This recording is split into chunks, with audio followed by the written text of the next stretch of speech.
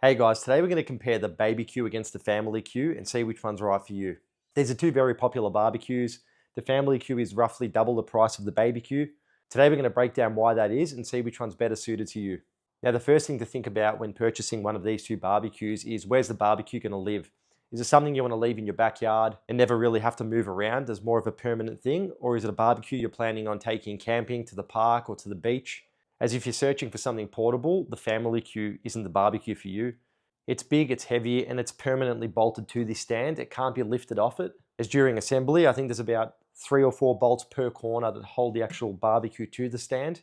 So consider this to be more of a permanent barbecue if you do choose to go with this. Whereas if you do choose the BBQ, this is really portable. Even if you do purchase the stand as a separate accessory, this barbecue doesn't bolt to it, it only clips to it. And it can be simply lifted off that stand and thrown into the boot of a car and taken around really easily. It's a very light barbecue. You can actually hold this barbecue with one hand, even though I wouldn't advise it, as your grill grates will probably fall out of it. But portability is awesome with this barbecue. So if it's something you're going to be taking around, then this is the barbecue you want to be going for.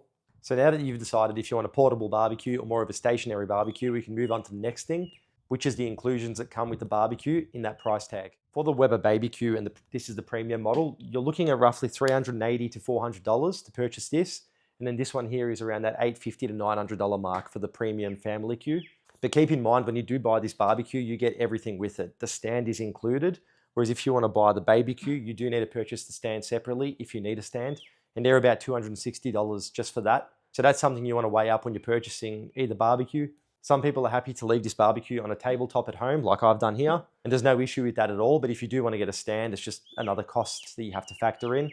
Not only that, but if you do buy the non-premium version of the BBQ, it doesn't actually come with any side tables on it. Whereas with the family Q, even if you do go with the base model family Q, you get side tables included, which is another expense that you're saving money on, as those side tables are really handy and you definitely use them, especially at home. When you want to put your raw food on or your cooked food on, they do come in handy. So that's another thing you need to factor in. So if you do end up buying the BBQ in the base model and you have to buy the extra side tables and then spend an extra $260 on a stand, you are getting pretty close to the price of the family Q. So that's where you need to just weigh up what you're going to do with the barbecue and what accessories you are going to need. If you're going to just have this barbecue as a portable barbecue, you're going to throw it on a table when it's at home, then sweet, you can go with the base model and just chuck it in the boot of your car and take it. But if you're buying this to keep as a permanent barbecue at your house, I'd probably lean more toward going with the family Q. Now, the next thing to talk about is the cooking area, as we've got the smallest Weber Q here versus the biggest Weber Q. The family Q has a noticeably bigger cooking area, as you can see here. With these two barbecues next to each other, when you open both lids, and you'll notice this when you go into a shop and you look at them both next to each other, you can actually see a noticeably bigger cooking area. If you're looking to cook for 2 to 4 people, you can get away with it on the BBQ. But if you want to cook for a bigger crowd of sort of 6+ people and have lots of guests over, I'd advise going for the family Q, as it's going to make life much easier and you won't have to do multiple loads of cooking to get everything cooked, which makes the whole process a lot faster when you're trying to entertain. Now, the next thing to bring up, which is pretty important, a lot of people overlook this, but the BBQ just comes with one burner, which is the Q burner.